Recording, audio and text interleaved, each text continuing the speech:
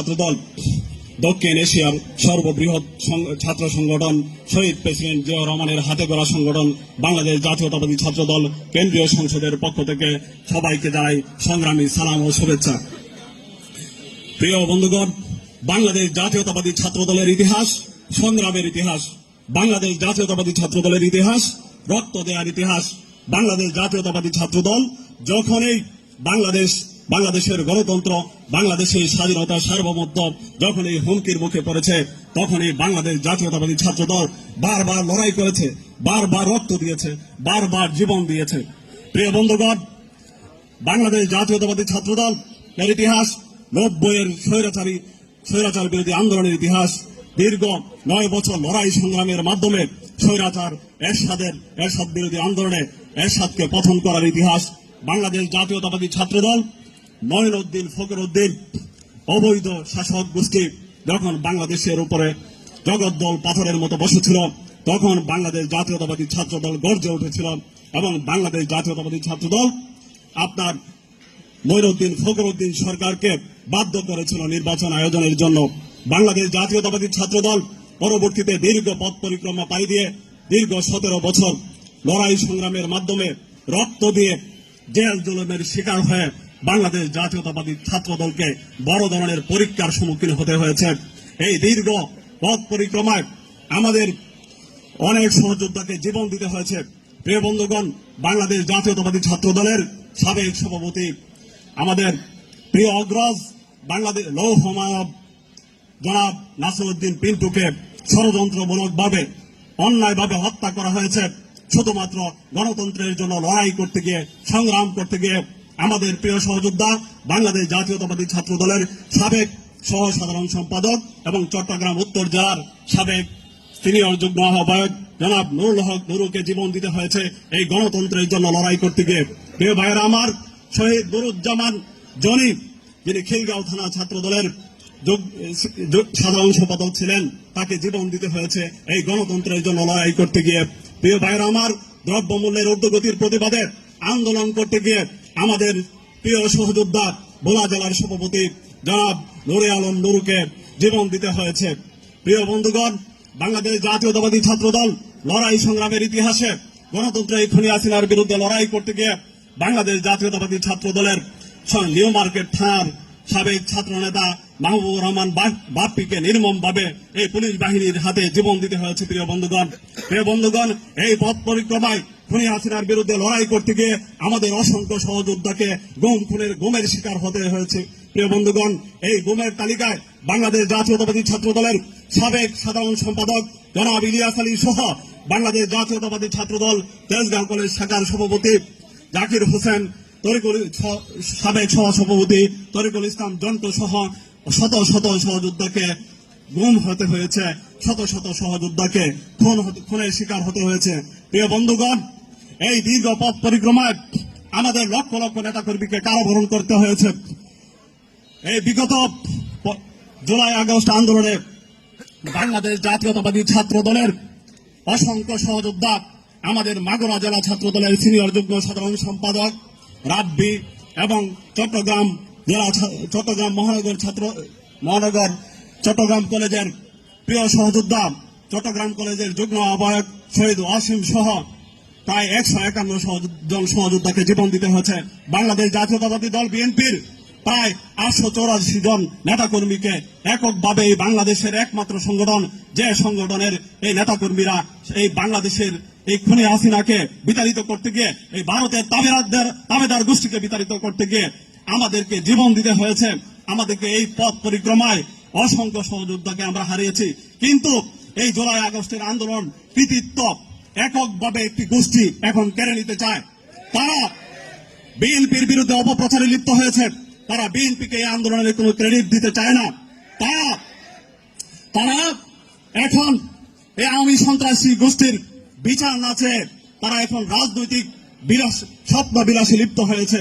প্রিয় বন্ধুগণ, প্রিয় সহযোদ্ধাগণ, এই আন্দোলন একক কোন আন্দোলন, কারো আন্দোলন ছিল না।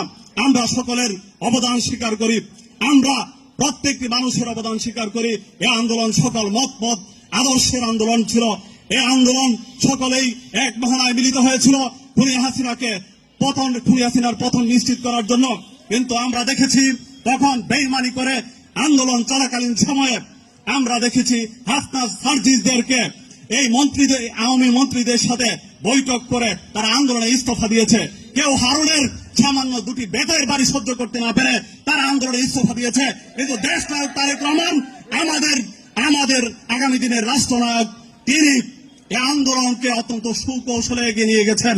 তিনি অত্যন্ত সুপরিকল্পিতভাবে বিভিন্ন সেক্টরে বিভক্ত করে বাংলাদেশ জাতীয়তাবাদী ছাত্র দলকে ঢাকার বিভিন্ন প্রান্তে এবং বাংলাদেশ জাতীয়তাবাদী দলের প্রত্যেকটি সৈনিককে দেশের বিভিন্ন প্রান্তে তিনি ছক করে দিয়েছিলেন এবং চূড়ান্ত সফলতা, এই আন্দোলনের চূড়ান্ত সফলতার ধাপে নিয়ে গিয়েছিলেন দেশনায়ক জনাব তারেক রহমান।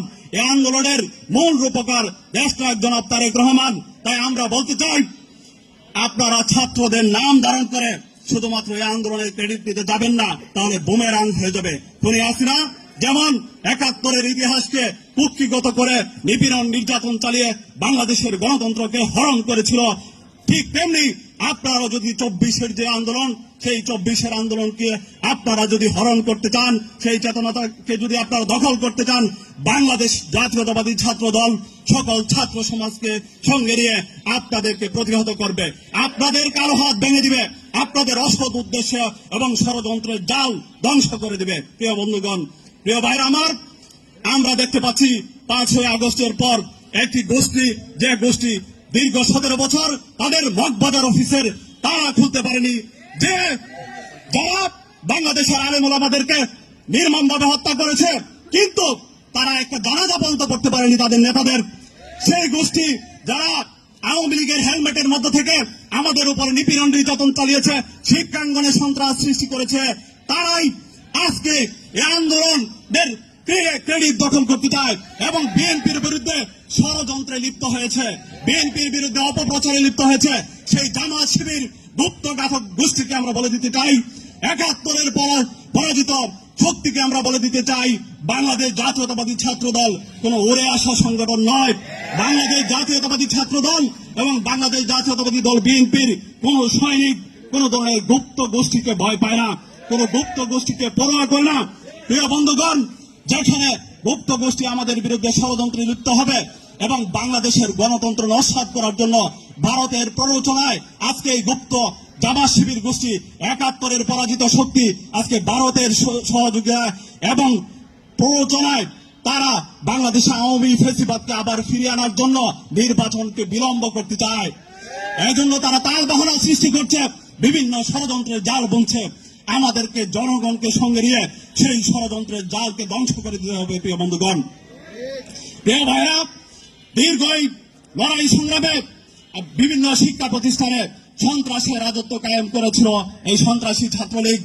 এই তরুণ প্রজন্মের শিক্ষার্থীদের কাছে আপনাদেরকে মেসেজ পৌঁছে দিতে হবে, ছাত্রলীগের সন্ত্রাস লুটতরাজের ইতিহাসকে আপনাদের বারবার স্মরণ করে দিতে হবে এবং আওয়ামী ভোট ডাকাতির ইতিহাসকে জনগণের সামনে এবং ছাত্র সমাজের সামনে আপনাদেরকে তুলে ধরতে হবে। প্রিয় ভাইরা আমার, বাংলাদেশের ব্যাংকিং খাত সহ শেয়ার বাজারকে ওরা লুটপাট করে খেয়েছে।